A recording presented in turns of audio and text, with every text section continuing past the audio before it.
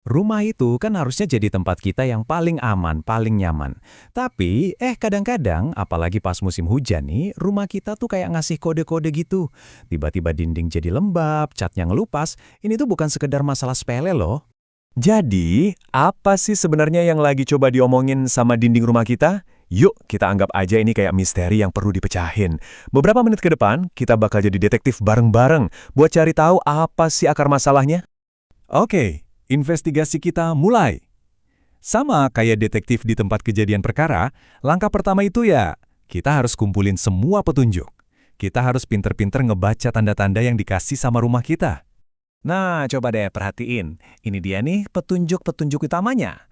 Mungkin Anda nemuin ada bercak coklat, atau cat yang mulai ngegelembung, ada jamur pula, atau pas masuk ruangan kecium bau ape.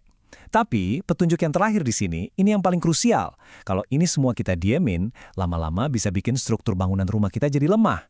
Jadi ini bukan cuma soal tampilan ya, ini peringatan serius. Baik, semua petunjuknya udah kita kantongin. Sekarang waktunya kita bongkar. Siapa aja sih tersangka utama di balik misteri dinding lembab ini? Biasanya ada 5 biang kerok yang paling sering jadi penyebabnya. Yap, bener banget. Ada 5 tersangka utama. Yuk kita selidiki satu persatu. Karena masing-masing ini punya cara kerja yang beda-beda buat nyusupin air ke dalam dinding rumah kita. Mari kita bedah satu persatu ya. Pertama, material yang nggak pas. Ini nih, bisa dibilang dosa asal waktu bangun rumah. Kedua, pergeseran tanah. Jadi kalau rumah Anda dibangun di atas 2 jenis tanah yang beda, pas kena air tanahnya gerak dan bisa bikin celah buat air. Ketiga, retakan dinding. Ini udah kayak pintu tol buat air hujan masuk. Keempat, talang air mampet. Nah, ini ibaratnya Anda punya kolam renang mini di atap yang airnya meluap terus ngerembes ke dinding. Dan yang kelima, akar pohon. Wah, ini bisa jadi penyusup diam-diam yang bikin jalan buat air masuk ke pondasi. Nah, kita perdalam dikit ya soal tersangka nomor 3, si retak dinding ini. Soalnya menarik banget. Nggak semua retakan itu sama loh. Coba kita lihat, ada retak struktur. Ini yang serius karena hubungannya sama pondasi. Terus ada juga retak rambut.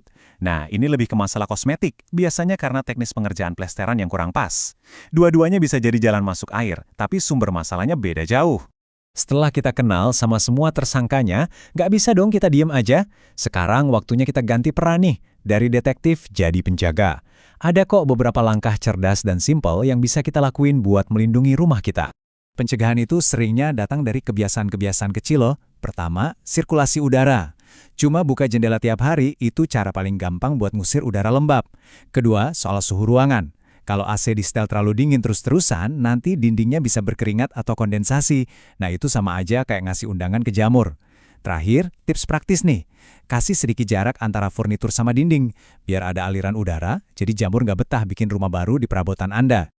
Jadi, misteri dinding lembab ini sebenarnya bisa dipecahkan, bahkan dicegah. Intinya kan pengetahuan itu kekuatan. Setelah ngikutin pembahasan ini, pertanyaan paling pentingnya sekarang buat Anda. Dengan info baru ini, kira-kira langkah pertama apa yang bakal Anda ambil buat melindungi benteng pertahanan Anda, yaitu rumah Anda sendiri?